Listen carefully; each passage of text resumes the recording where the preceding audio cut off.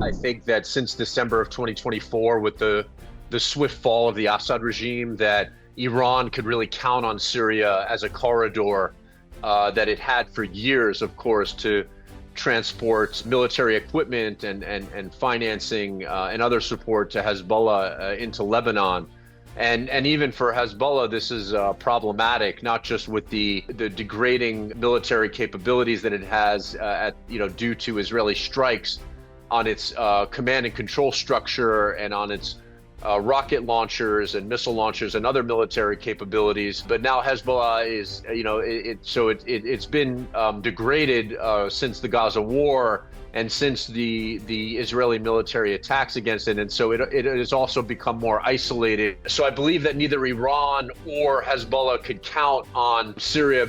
being the corridor or the strategic link or bridge that it once was. The only chance that they really have is to make sure or to, in any way that they can, intervene in Syria to weaken the central government under Ahmed al-Sharaa and HTS, something that the Israelis actually may be intentionally or unintentionally helping with by hitting the government and hitting military targets inside of Syria as well. But if Iran and Hezbollah are able to keep Syria as a weak or fragile or failing state, something that may be more, that may change with the U.S. Lifting sanctions against Syria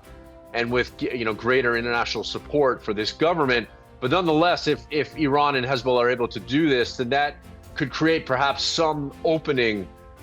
in certain areas of Syria that are not under the government control for Hezbollah and Iran to have some type of influence there. But again, it's not the land bridge that it once was, since December of 2024 and the fall of the Assad regime. It appears that Hezbollah is also rethinking its geopolitical and geostrategic position inside and outside of Lebanon,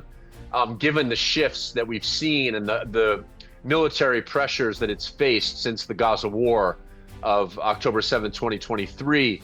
And so, again, I think that both of them, both Iran and Hezbollah, are waking up to a reality that they've been dealing with now for multiple months, that they can no longer really count on Syria and its current government as a link between them. And so we're going to have to see, moving forward,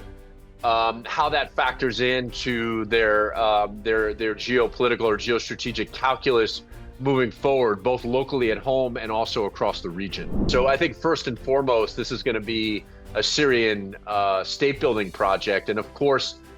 Israeli military strikes are disrupting that project, both politically and developmentally. But at the same time, they're also symptomatic of challenges that this new Syrian government are facing to be more inclusive, to protect minorities like the Druze, the Alawites, and others, to make this a national project for all groups in Syria, not just for Sunnis, and also for Sharaa and his government to contain, and his military to consolidate different militias and to contain the radicalism that is inside of Syria that could be disruptive towards national unity and development, I think are going to be key priorities for this government. And I think there also may be a disconnect between Israel, which may have intentions of keeping Syria weak, given that it's on Israel's borders and that there's a disputed territory in the Golan Heights, keeping Syria weak and even divided among different territories, versus the United States or Arab Gulf countries that want to see a unified Syria that could constructively, that has stability at home, but also can constructively engage with ostensibly a changing order in this region that may favor Arab Gulf states over Iran and Hezbollah and other groups.